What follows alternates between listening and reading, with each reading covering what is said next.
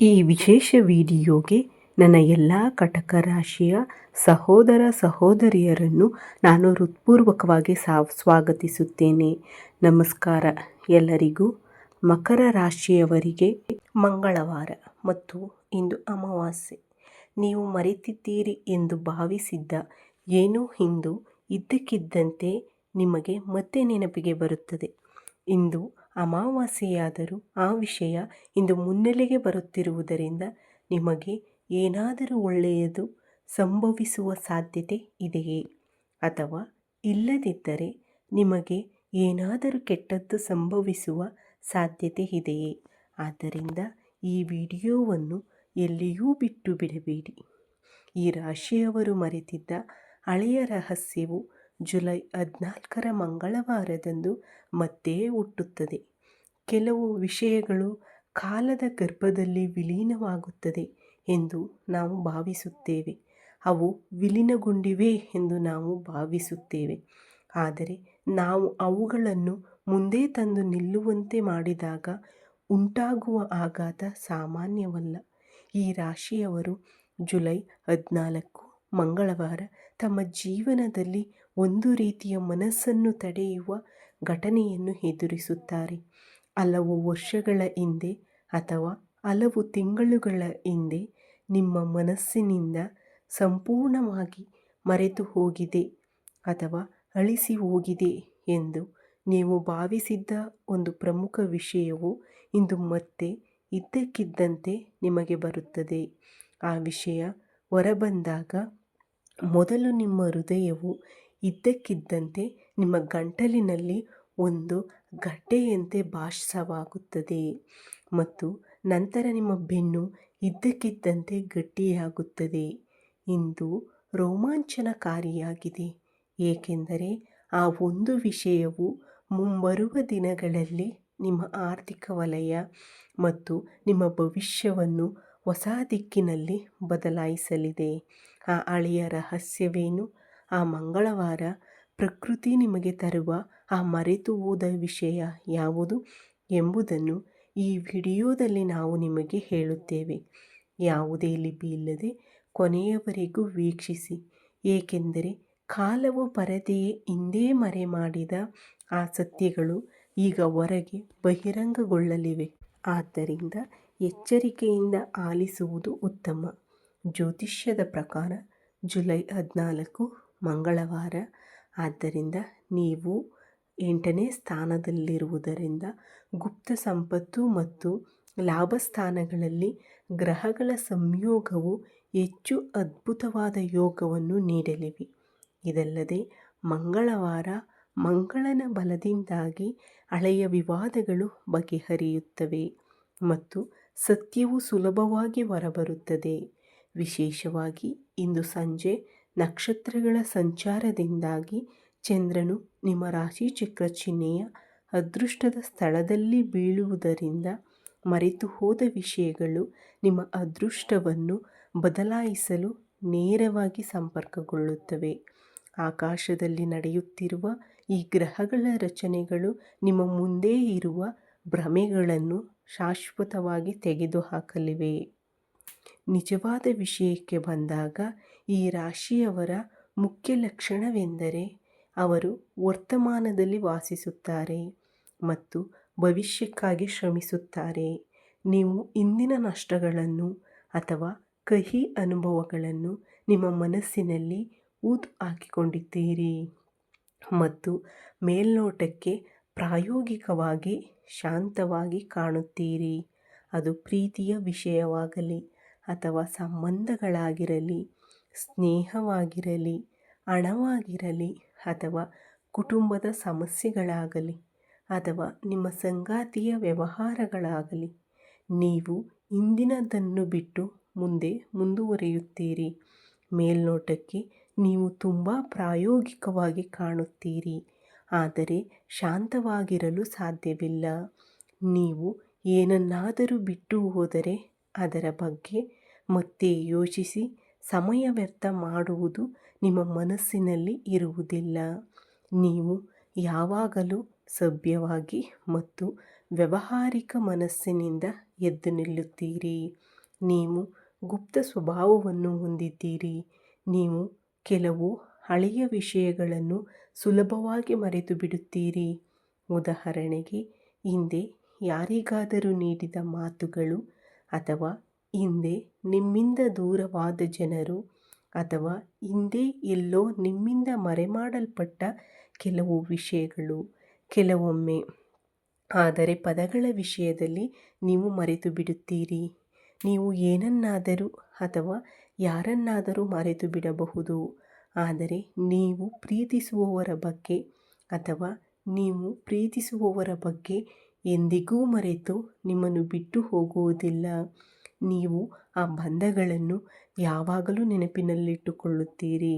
ಆದರೆ ನಿಮ್ಮ ವ್ಯವಹಾರ ಜೀವನ ಅಥವಾ ನಿಮ್ಮ ವೃತ್ತಿ ಮತ್ತು ನಿಮ್ಮ ವೃತ್ತಿ ಜೀವನದ ಒತ್ತಡದಿಂದಾಗಿ ನೀವು ಅವುಗಳನ್ನು ಪಕ್ಕಕ್ಕೆ ಇಟ್ಟಿದ್ದೀರಿ.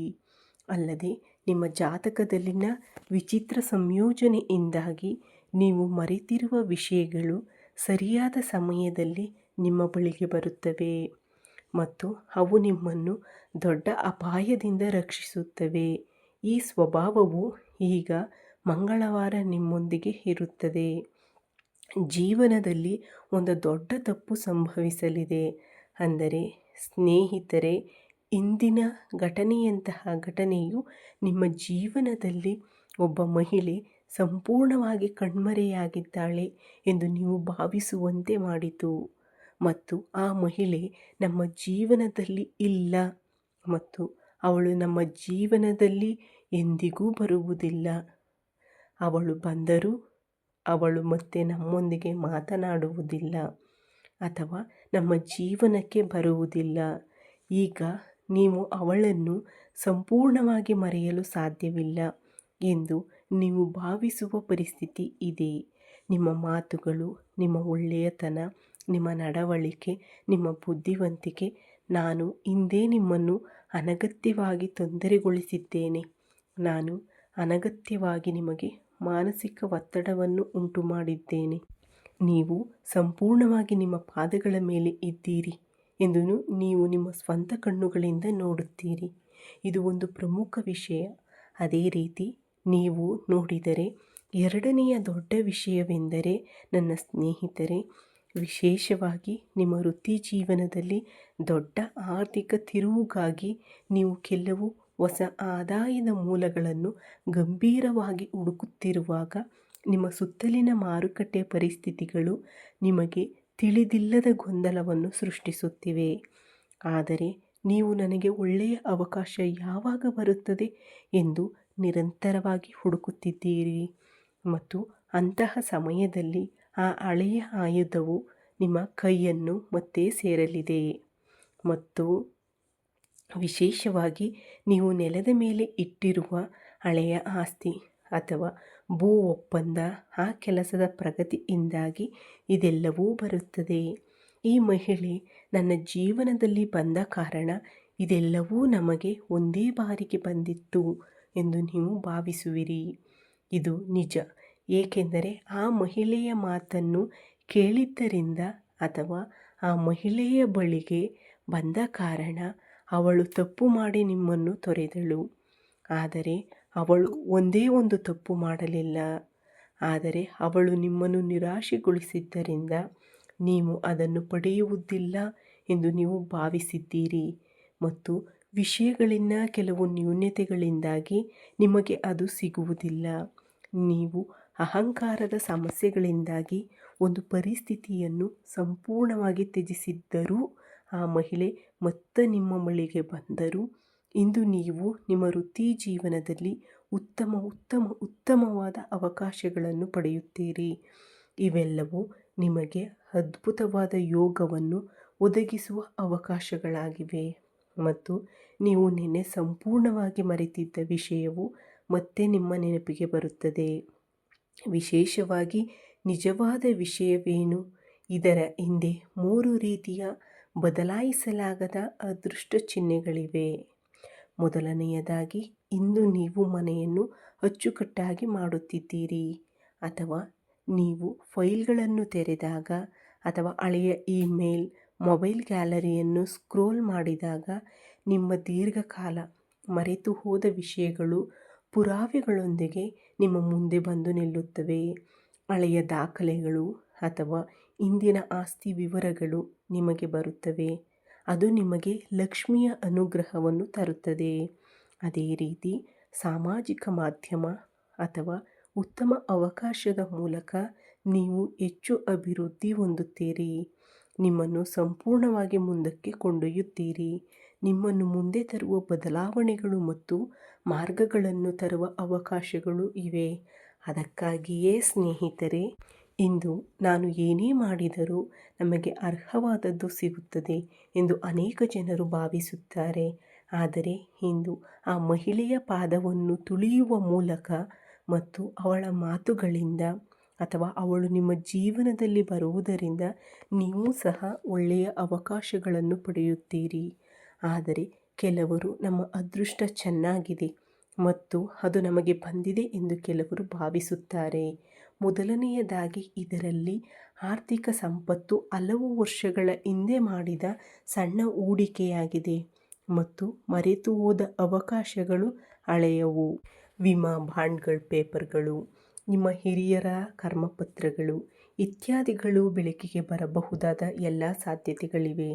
ಅದೇ ರೀತಿ ನೀವು ಎರಡನೆಯದನ್ನು ನೋಡಿದರೆ ಪೂರ್ವಜರು ಅಥವಾ ನಿಮ್ಮ ಭೂತಕಾಲಕ್ಕೆ ಸಂಬಂಧಿಸಿದ ಆಸ್ತಿ ಅಥವಾ ಮನೆಗಳಿಗೆ ಸಂಬಂಧಿಸಿದ ಭೂ ಒಪ್ಪಂದಗಳು ಅಥವಾ ವಿಲ್ ಪೇಪರ್ಗಳು ಅನಿರೀಕ್ಷಿತವಾಗಿ ನಿಮ್ಮ ಕೈಗೆ ಬರುತ್ತವೆ.